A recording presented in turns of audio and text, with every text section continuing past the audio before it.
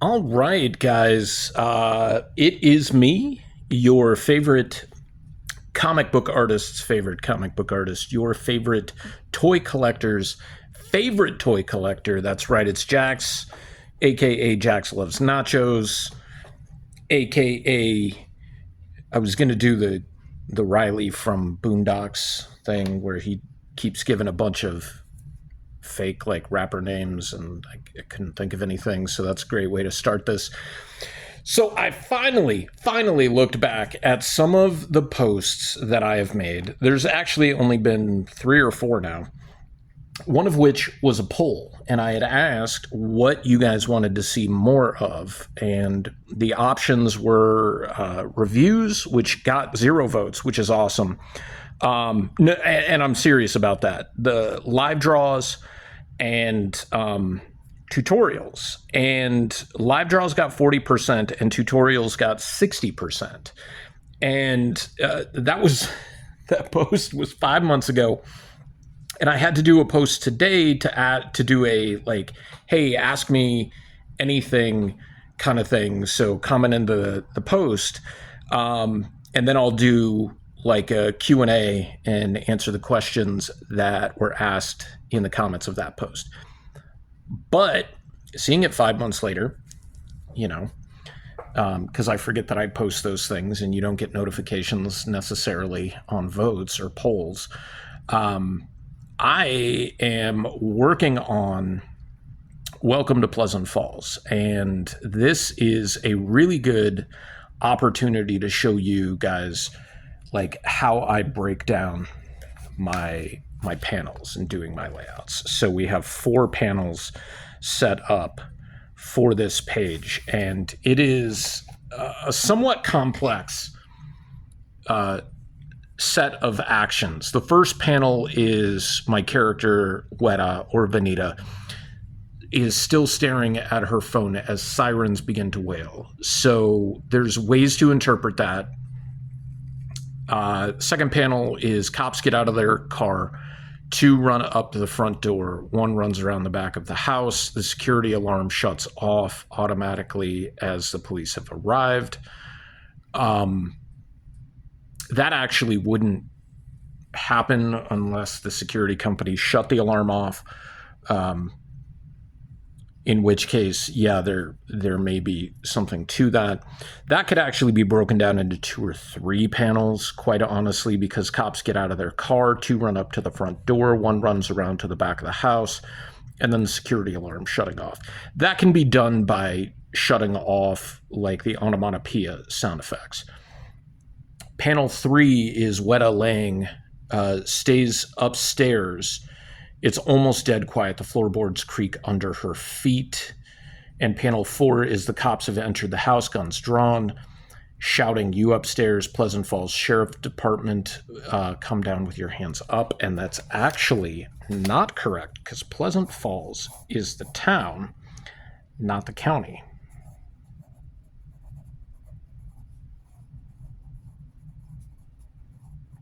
And this is my second Mystery Science Theater 3000 nod. Although it is technically the first nod, because it actually happened way back in issue number 6 of Euthanasia, which was 2012.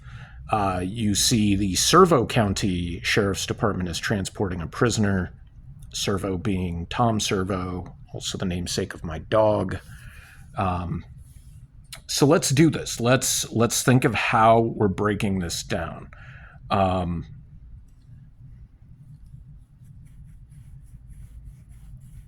So I'm thinking I might actually use this panel, 4th panel,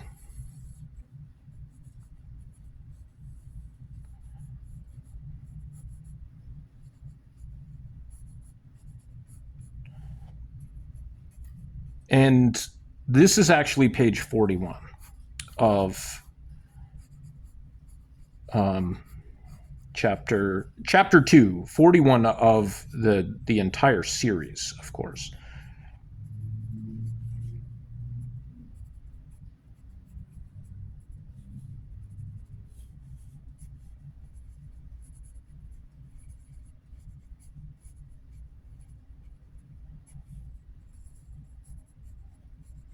Now, my guess, well, not guess, it's actually, I don't know how well of a known fact it is, but it is a pretty well known fact that the vast majority of the planet is right handed. Only 1 in 9 people, so a little more than 10% of the population. I think it's about 12 or between, it's like 13, maybe not quite 14 or 15%, but I think it's like 12, 13% population is left-handed. I tend to make the important characters in my books left-handed.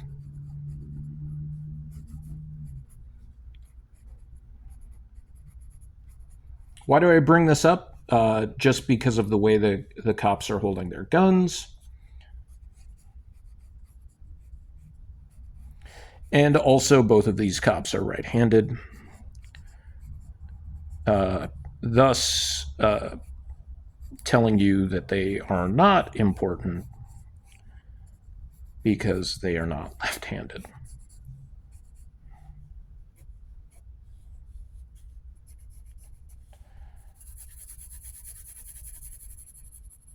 So one thing to remember is this is taking place at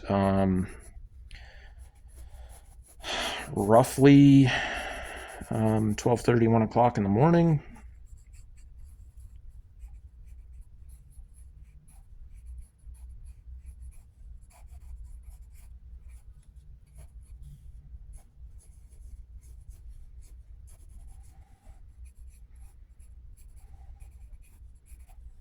So you've got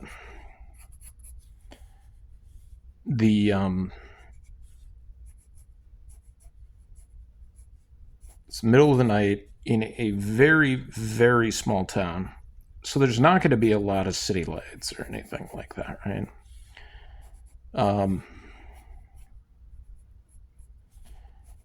But I'm also wanting to show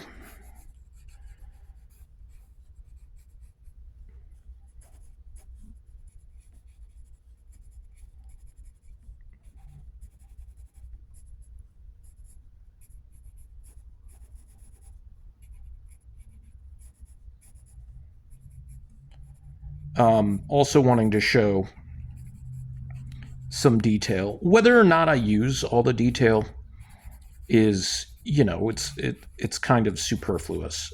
There are some shots I'm using in this book that are like a lot more detailed with respect to the background, but this is because all the lights in the house are shut off, there's not going to be a lot of detail inside the house. So you're getting this, you're getting the baseboards or the boards outside on the porch, and you're getting the wood out there, and then you're also getting the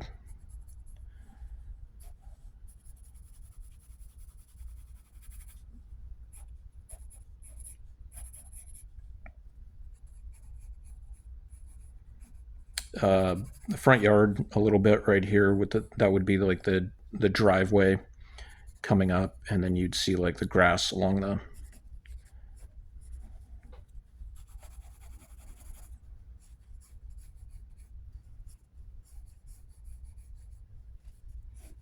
and then you can throw something here in front for better depth of field, like a banister for the stairs, because this is a 2-story house. Let's just say.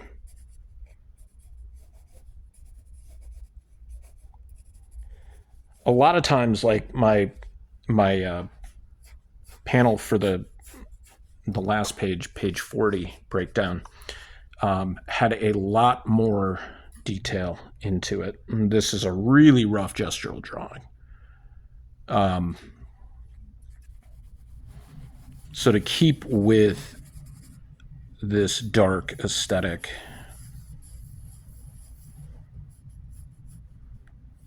because Vanita's been woken up to the house, the security alarm going off.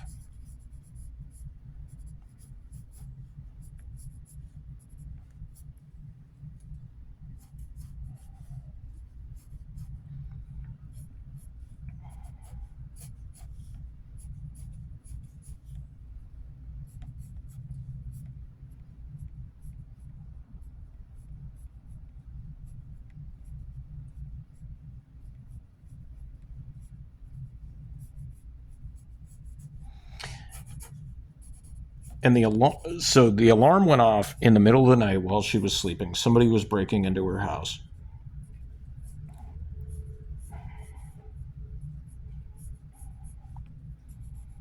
Part of me wants to kind of change the flip the script a little bit, where she's like, don't ask for the cops, but not as a horror movie trope where, you know, the characters are like, I'm gonna handle this shit myself. More along the lines of, you got to remember, she's a girl from the inner city. She is the only brown person in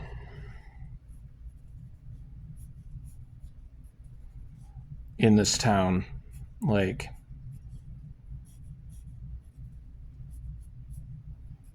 so you kind of, there's a wariness of this, right? There's a distrust of the police. And somebody might say, well, why are you putting, you know, anything like that in your comic book? One, it's my comic book. I'll fucking do whatever I want. And B, because she has already been profiled. If you read chapter 1, you would see that one of the cops who would be here has already seen her out on the streets, not doing anything, and she was mistreated. Like, the cop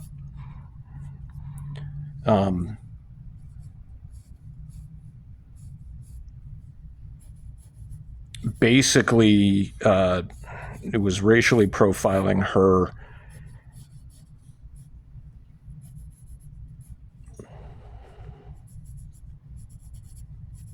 And Perry was I hate to say Perry was the hero, you know, because Perry's an asshole, but I think it's kind of funny that a couple of people have already said they resonate, like Perry resonates with them. And I'm like, dude, Perry is like the worst character. But like, that's the thing, is I wanted people to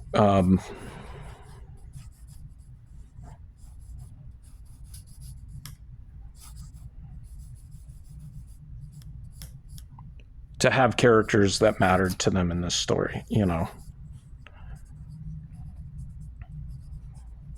And sometimes the character that you want people to like most is not the character that people like most, right?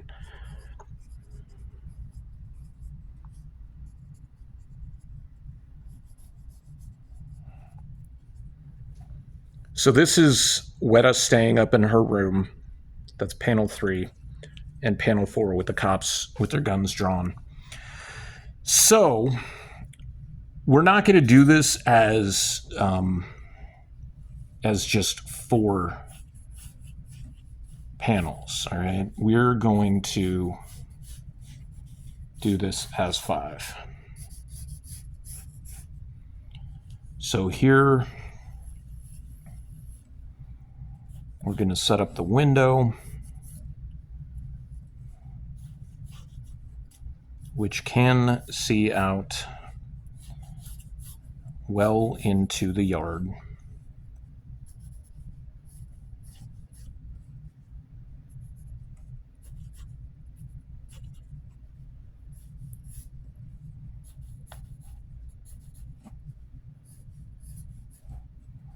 Like that. Yeah, you're going to make that a little bit bigger. because that's that base of the window, and you wouldn't see the bottom of it either, not from that angle. If anything, you would see the top. And some of those details, you might be like, well, why does that matter? Why do you have to put that in there? Well, you don't necessarily have to put that in there, but for me, I like to have that in there because then that gives me a better set of information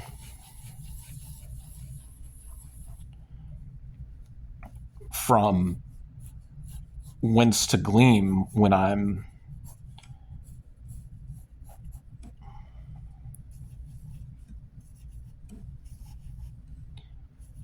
so what I'm doing right here, you may not be able to see it. It's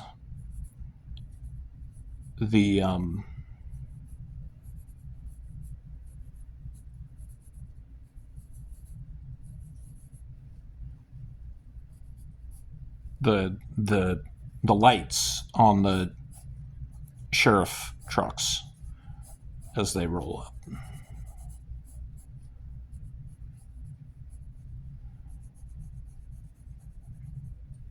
And another thing that somebody might say is like, well, why is it a sheriff's truck? Why isn't it like just a regular car? Well, first of all, they're in the wood, like not in the woods, but in the out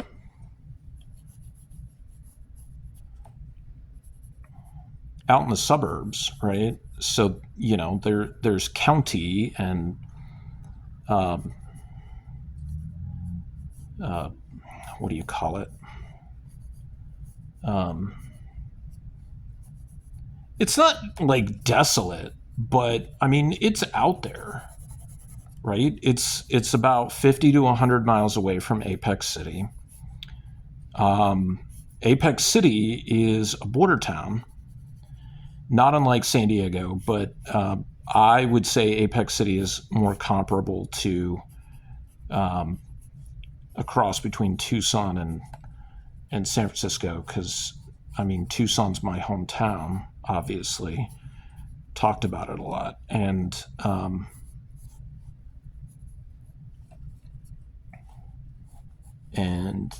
I don't know if I was doing YouTube back then, but man, I took a really great trip to San Francisco back in the day. Actually, last time I was ever on a plane was 2009, if you can believe that. And it was to go to San Francisco, and it was pretty amazing. Like, I went there for Alternative Press Expo. It was way before I knew anything about social media. It was way before I knew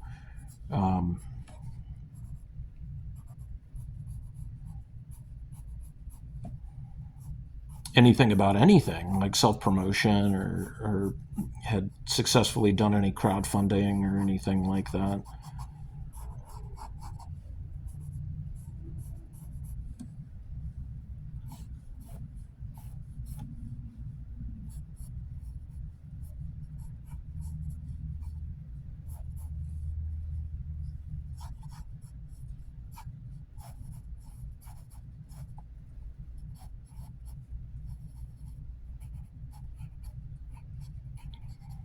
But anyways, I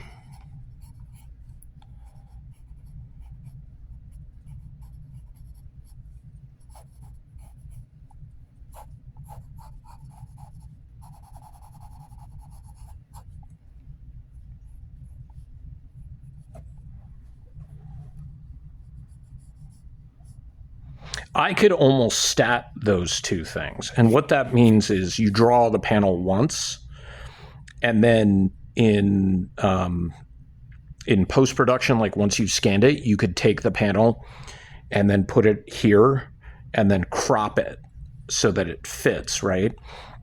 I don't think I'm going to do that because it doesn't make sense to do so. Plus, I'm going to change a few things about the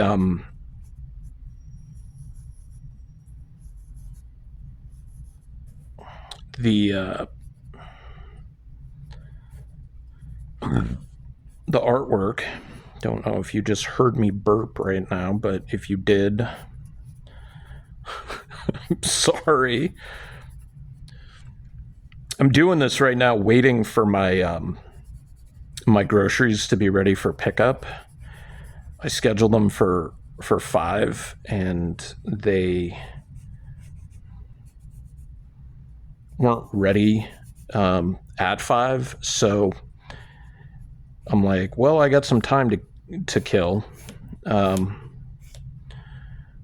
Which at one point was the name of the letters column for Pleasant Falls in 2023.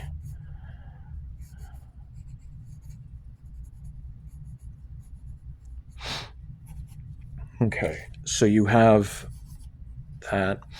This is going to be really nice, like when I do add color to this, that you are getting these lights, you know, the red and blue flashing in, and then you'll be able to add some here and then here as well.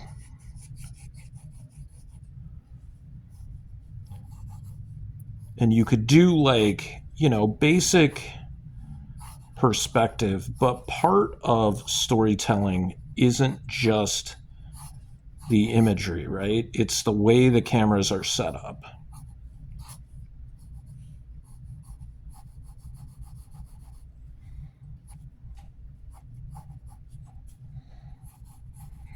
So you need to find interesting angles.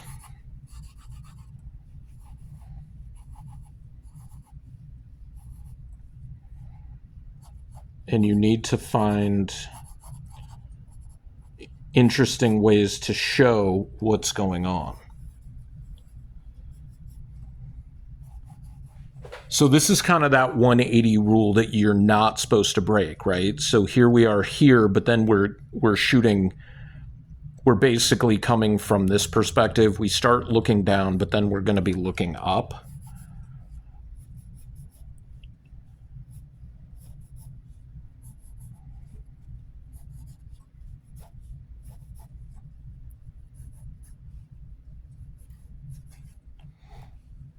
And I think the thing that's really important to note is how you are telling the story, right? Like,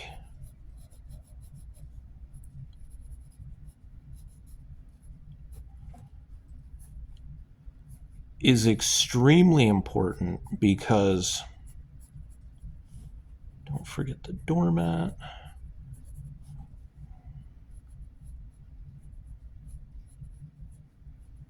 I haven't decided if I'm going to do like broken windows and stuff like that, but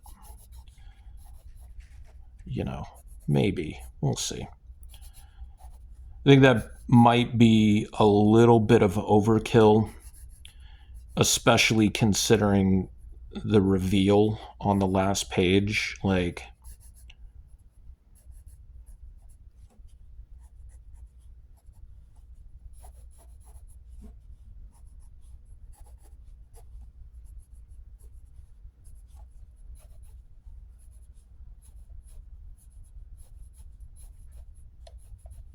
okay.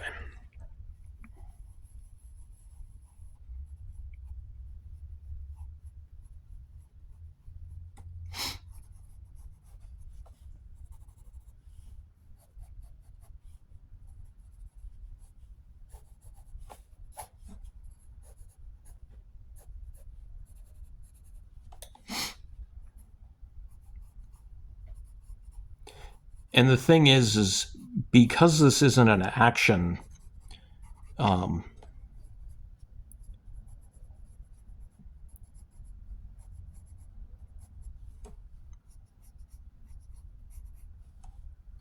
action comic, like you're not having like big shootouts or fight scenes or anything like that.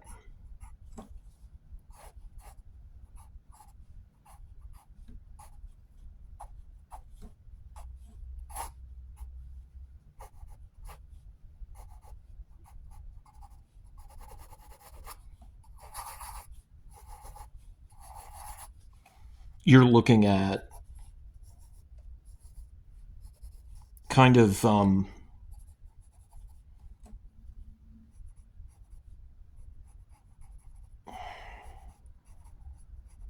I mean, also this is a layout, so it's going to be a little stiff. I'm not going to over or under gesture for this. So we've got panel 1. She's sitting in the still staring at her phone, but she's looking out the window. We're going to have her looking out the window. I don't think that really matters that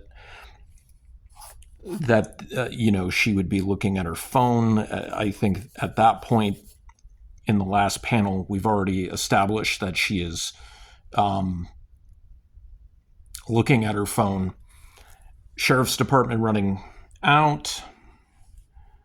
I think what we can do here is going to be actually kind of interesting. You can break it down into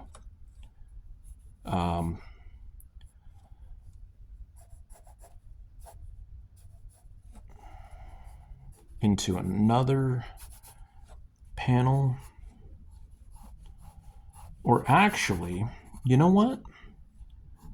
That might actually work. Because if we just have this,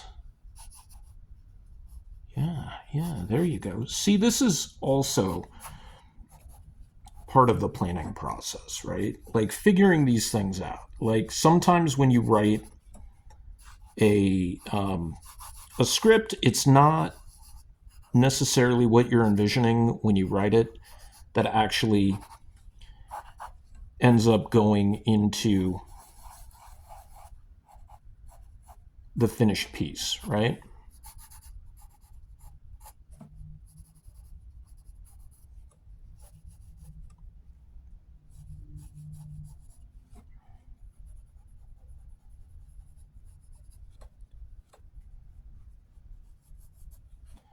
So this is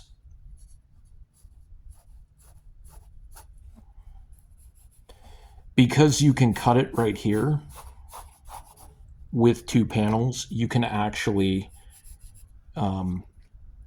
add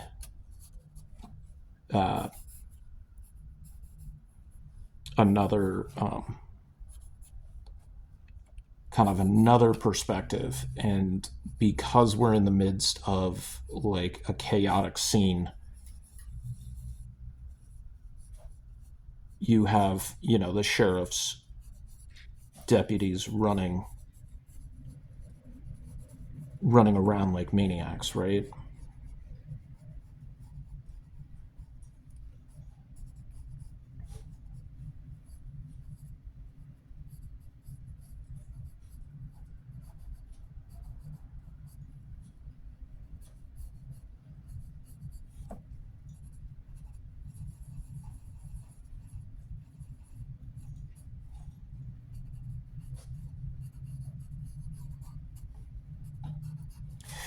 And one of the nice things about doing this story is actually something that my friend Jeannie pointed out. The other day we were hanging out doing some drawing, and she was asking about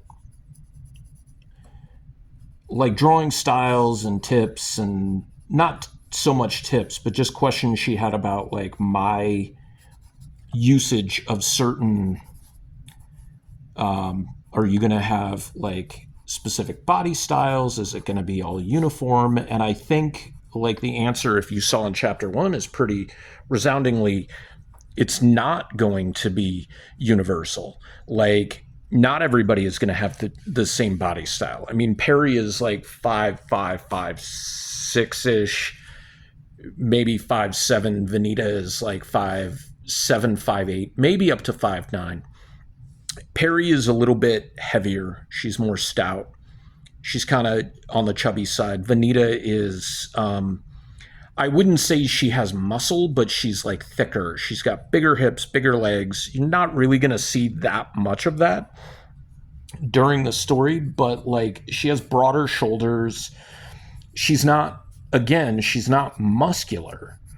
So she's not like in the gym or anything along those lines. She's also got like different features to her face, like different cheekbones, jawbone, definitely a different nose. Then you have Apple Pied Piper, who is very tall and thin, has a very androgynous frame. That is by design as well. Then you've got Mayor Kabik, who is not necessarily short.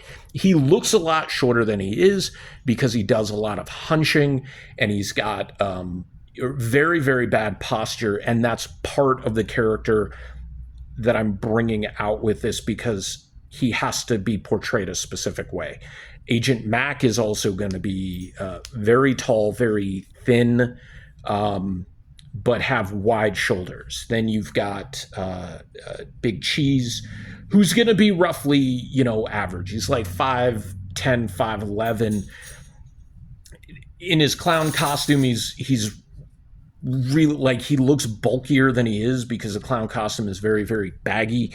But again, he's got an angular face, he's got a structured jawline, but when he's got the clown makeup on, he looks way different. And then when he takes the clothes off, you are fine, buddy. You are fine. You're going to see things like he's got a lot of muscle tone, but he's very, very lean. I don't want to do like your typical comic book characters that are along the lines of like, just not stereotypes, but archetypes.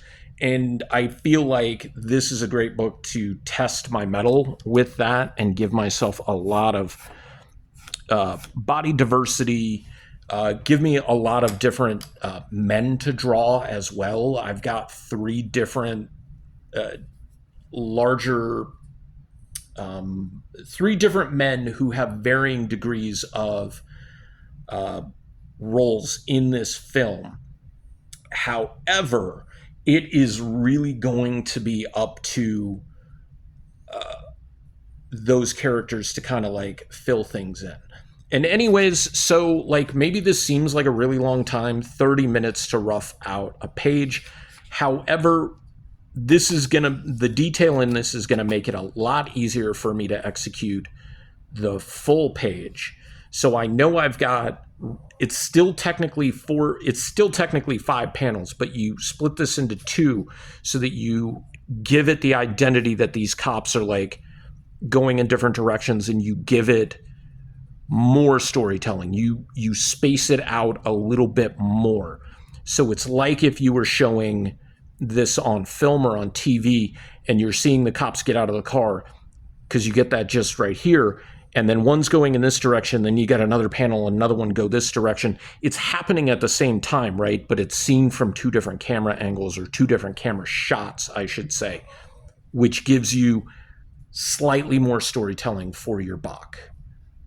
Kind of the same amount of work, but just by putting that line in there, you give yourself a little bit more, not diversity, a little bit more dynamism.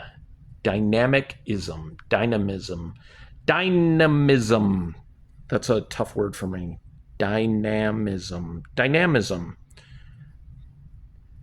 It looks cooler.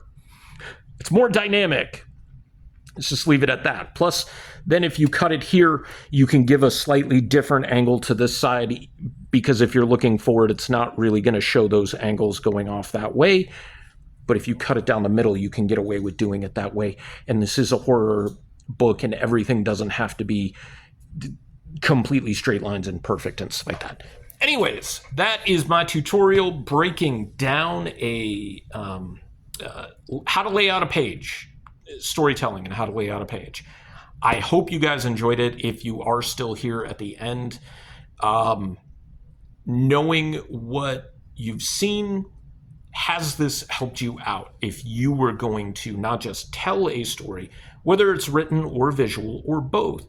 How has this editing from this, your script with 4 panels, to having 5 panels in your visual, how's that helped you? Anyways, I hope you guys take care of yourselves, take care of each other. I will see you guys next time. Later.